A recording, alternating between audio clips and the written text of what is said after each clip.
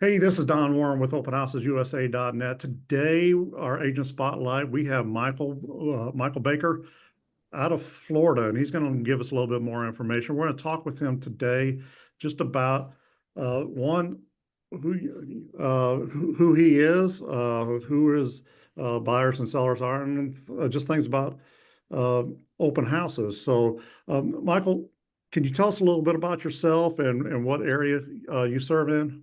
Absolutely. Thanks, Don, for having me. I appreciate the opportunity. Once again, my name is Michael Baker. I'm a Remax agent. With Remax Alliance Group here in the Bradenton, Sarasota market. We're the west coast of Florida, just a little bit south of Tampa. I'm one of those weird ones. I am actually a Florida native. Been here a minute or two.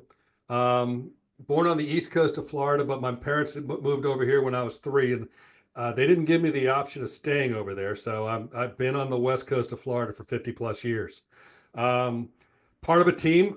We are the Baker Global team. We are specialized because of where we are, Sarasota, Bradenton. We get a lot of international clientele that come to us from all over the world who like to either have a vacation home here, a second home, or just want to end up here because hey, we do have great beaches. And so that's kind of a reason that people come to us. Uh, One of the things we're starting to see, we used to be the sleepy retirement area. Our buyers are our age, our people are growing younger and younger every year. We do have the 55 plus communities all over the place, but our clientele is a lot of families. We've got Lakewood Ranch, which is one of the number one searched uh, planned communities on all the United States, right here in the Sarasota Bradenton market. So, who I'm working for is I'm working for people who want to live in the greatest part of the world, the Sunshine State. Well, and with where you're at, that recent snow didn't reach you, did it? We talked about it. I'm telling you, last week I was out. Actually, I went out on Wednesday, and I took a drive. I did a beach tour. We only got high of 45 degrees Wow. that day, and I'm out on the beach doing videos and showing off the beaches, and there were people still on the beach. Wow. Well, yeah, you've got some different things going on, but it sounds like that area, from what you're saying, has really kind of grown into a very diverse area with international, with the older population, but with the younger that's taking advantage of what the area has to offer. Well, one of the greatest things we have in Florida is we don't have a state income tax. So that brings people from all over the country. I mean, we're one of only a couple states that still don't have a tax. So we used to say we don't pay, we didn't pay, back in the day. I mean, growing up, my father's comment was, we don't pay you a lot of money. We pay you in Florida sunshine. That's changed a little bit. Our incomes have gone up and everything's getting better, and the value of the properties have gone up. They have to offset the growth because we had a lot of New Yorkers and New Jersey people and people from the all over the country moved down here during the COVID, and come in here and with bag loads of cash and buy houses because they wanted to get away from the big brother feeling of where they were coming from. So we've got some great homes, great areas, and we've still got the Florida sunshine. And you're right. Well, the good news is we did get snow in Florida. The better news was it wasn't here. But Right, I was right. here in '77 when we did have snow as far south as here. So it has happened. Yeah, well, I didn't even think about that, but yeah, it's been a minute on that then. Oh yeah. Now, one of the things that's been going on in different states, California and also Florida, is just the insurance rates. Now, do you find that home buyers are, and especially ones that are moving into the area, are being shocked by the change in the home insurance rates? Well, I mean, people that are living here are being shocked by it. We've had some increases that have happened. I mean, we did suffer. Um, being a Florida native, having been here my entire life, I experienced something I'd never experienced. We had 3 hurricanes in 6 weeks. Um, the last one, Milton, hit us direct, and so we've had some damage. I mean, you still drive around here, you still see the blue tarps on a lot of roofs. There's a lot of damage. There's a lot of areas that sustained, but it wasn't. I look back and I thank the Lord every day. We're not fires. The fires didn't destroy us. There was damage, but we're all coming back, and they're coming up. The insurance company the insurances are a burden. Um, I am actually been in a couple of meetings with some legislatures where they're. I remember a year ago they made the comment, and I got a kick out of this one. Oh, we fixed it, and every realtor, we all raised our hand. I go, okay, now explain how you fixed it. They didn't. But they're working on it. I mean, there are Yeah, there are some plans. We do actually have more insurance carriers in Florida than we did a couple of years ago.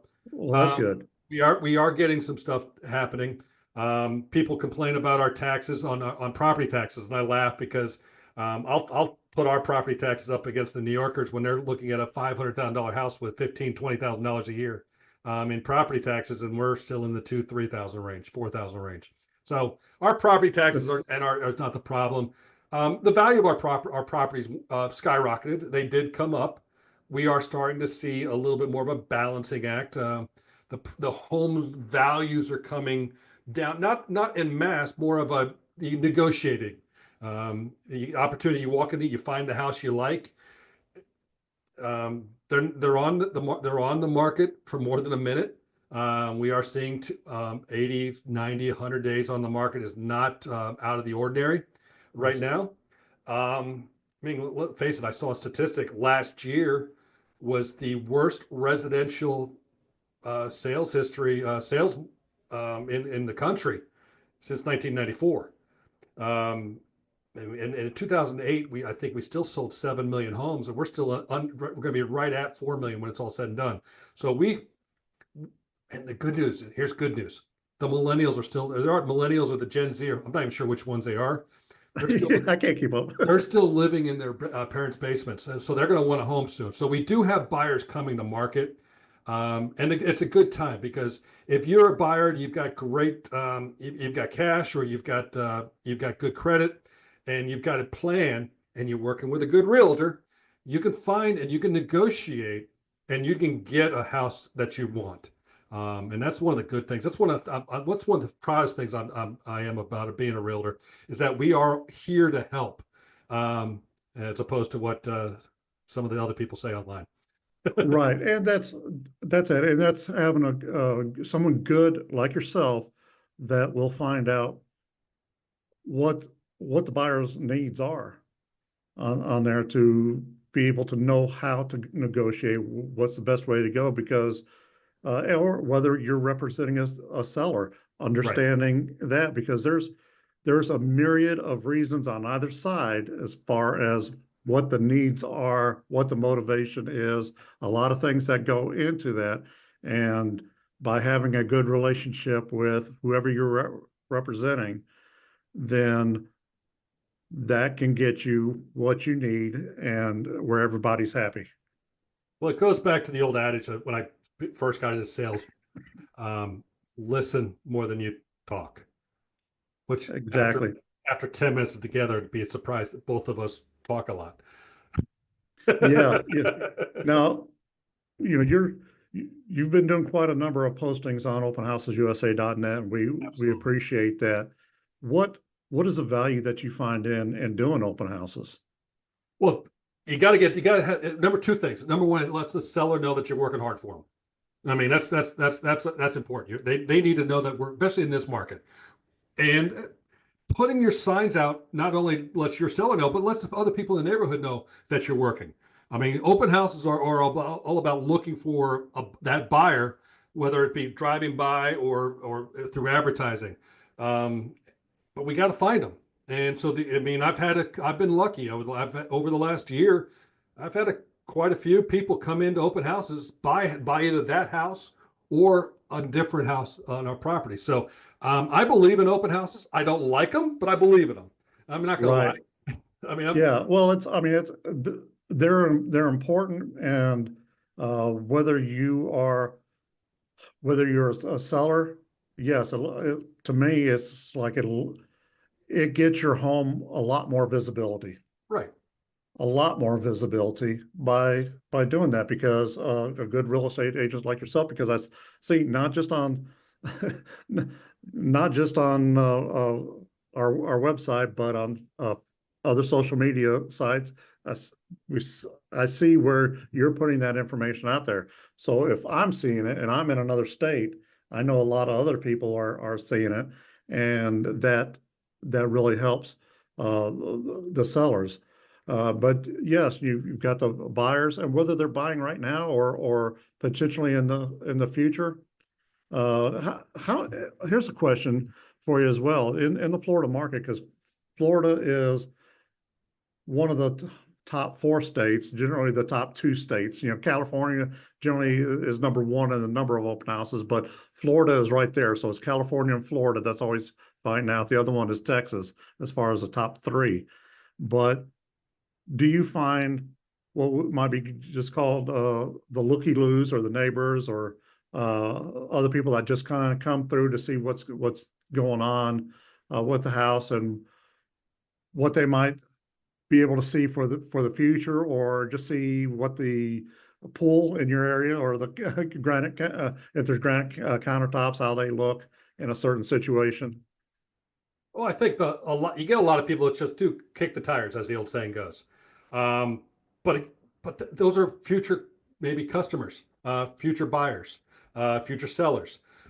What I love about the website is that it's not only putting my open house in my neighborhood, it's putting it in everybody else's neighborhood online. I mean, my buyers, because of Florida, we are a destination state. We have so many people that aren't from here. I'm one of the I'm a small little minority of people that were born and raised and don't leave. I mean, every time I left, I get dragged back somehow. I'm not sure what it is. It's a magnet or a rope tied around my waist. But we a lot of people end up coming here, and they come from other states. So we advertise everywhere. So this is a great tool for me to be able to utilize, finding a buyer in an area that might not know that they're looking for my area. They may be just going through. I mean, I take the listing when I put it on Open House USA. I push it on Twitter X. I put it on Facebook. I put it on LinkedIn. I put it on there, and I broadcast it out to everybody. And because I want to get as many eyeballs on it, because who knows, it may not be for them, but they might have a family member that it's perfect for, or they might, hey, Joan, I didn't know that you were looking for this house, but here, take a look at it. And so who knows how many eyeballs have seen that before the eventual buyer sees it. I mean, the cool thing about the internet is you post something, good or bad, it doesn't go away. So I might have a buyer for an open house listing that I put out there 3 months ago. That's all of a sudden pops up on their feed, and all of a sudden, boom! I want that house. They find out it's there, and they come look at it. So Yeah. that's the cool thing about it. That's what I love about the opportunity with the site, is that it's an ongoing opportunity to get that picture and that message out. Appreciate that. Appreciate that. Now, uh, what advice would you give a new agent hoping they're, hosting their first open house? Do it. Just do it. Oh, get signs, get flags, get banners. If you've got 5 signs, go get 5 more. If you got 10 signs, get 10 more. I put as many signs out there, just promoting where I'm at. I've got one of those feather banners I hang out inside in the front yard, because I want people to know I'm there. And then once they're there, hey, I'm sorry, I don't do the here's some cookies and drinks, because I was eating them. It wasn't doing me any good, because all of a sudden I'd come home and I'd be all right. We had a few people there, but I got 15 cupcakes left. They're gonna Yeah, go bad. yeah, it, exactly. You can never tell if it's going to be a number of visitors that come by, and even if there's a number of visitors, they may not, Exactly. there may not be enough of them that will actually grab a cupcake. A lot will walk through and not do that, or even if it's none, Right. no visitors. But in my Well, opinion, if on Saturday, my open house on Saturday, it was 11 to 2. It's a gated community, so we have to, it's one of those difficult ones with an HOA.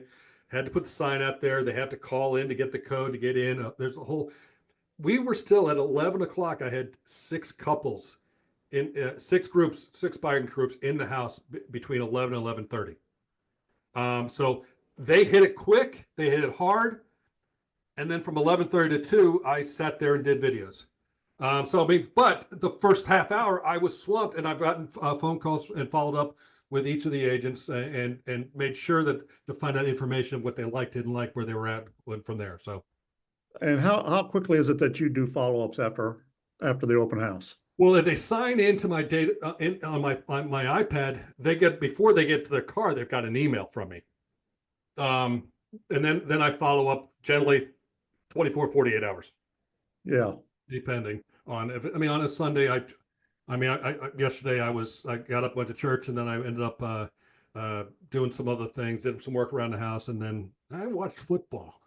I Oh, heard there. and then last night I wrote an offer. So I mean, I guess I did work. Yeah, yeah. Well, even as a realtor, it's important that you try to catch a little bit of a breath Yeah, you go. on there. But it is important to have the systems in place and to do the follow-up, because it's all in the follow-up. And you were mentioning, because I want to reiterate this, after that first 30 minutes, it's like you were doing videos, you were doing, even if nobody shows up, you can still be successful at your open house, because you can be doing social media. One, you're getting exposure for the property.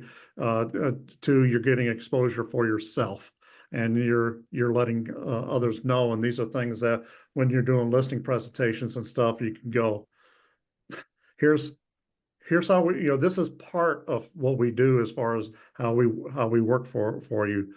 Now, you mentioned that you're umpire for Yeah, a number of years on yeah. there. Do My you previous find it careers, I yelled at people for a living. I ran around on baseball fields and yelled at people. Now I'm a realtor, and now they yell at me. so? Is is there any correlation that you see with what you were doing with being an umpire versus your current career, other than being able to eject a buyer or seller? You're out of here. So Which I can do. One of the actually, I was thinking about this, and as an umpire, we're taught to observe, pay attention, and watch, and always be. I mean, and not just you're not just looking at that one item. You have to see the whole picture. As a realtor, when you're going in with a client, you're going in to look at houses. You have to pay attention to how they walk around a house. Are their shoulders back, or are they scooped? Are they how are they? Are they excited by the house? And it may be just by observing them. And I know a couple of times I've gone out there with a couple of people, and we've looked at houses, and they're like, "Oh no, okay, yeah, we like it, yeah, we like it." All of a sudden, the one they love, boom, their eyes light up. They're strutting around the house, and it's you can see it. And if you're not paying attention, and then later on after the conversations are done, and we're going through why we want to make the offer, what we want to do with it, I can bring back that information and go, this is how you were thinking, this is what you were going through, this is how you were acting, and all of a sudden you bring that back to them. So being an umpire, where I have to be aware of everything around me, as a realtor, got to do the same thing. Got to be aware of what's happening. oh, I mean, that's an excellent point to end on. There is just uh, being observational, Yes. watching, taking in information. Michael, we appreciate your time with us today, and I'm sure we could have gone a lot longer on this very easily, but we do appreciate it. And uh, we invite everyone, whether you're looking for an open house to visit, go to openhousesusa.net, take a look. Real estate agents, post your open houses on openhousesusa.net. We focus just on open houses. We do not get lost in all the for sales and everything else that's going on. There's enough sites out there for that. We just do open houses, but also we help you get better at open houses. So, Michael, thanks again today. Thanks, Don. And we really do appreciate it.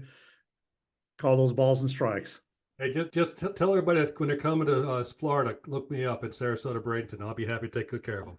Absolutely. And we'll have the information in the description area to where you can reach out to Michael or myself. Y'all have a great day. Thanks, Don. Appreciate it.